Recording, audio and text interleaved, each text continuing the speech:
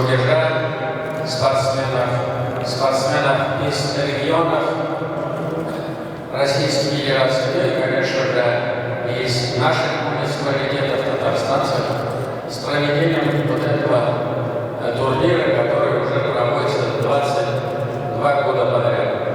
Я хочу сказать, что с каждым годом настольный теннис нашей республики становится более популярным.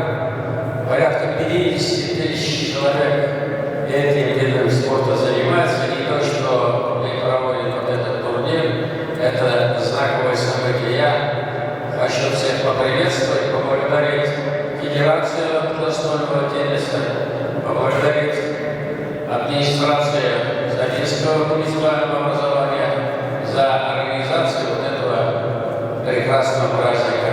Вам хорошей борьбы, хорошего спорта. Добрый день. Каждый год у нас проводится турнир «Честь и свобода» по настольному теннису.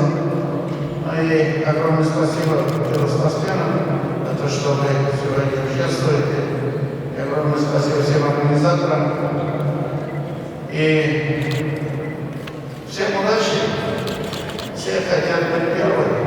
Это последний, но душой должен быть первым. Вы молодцы. Мы сегодня такой приятный день, 8 марта.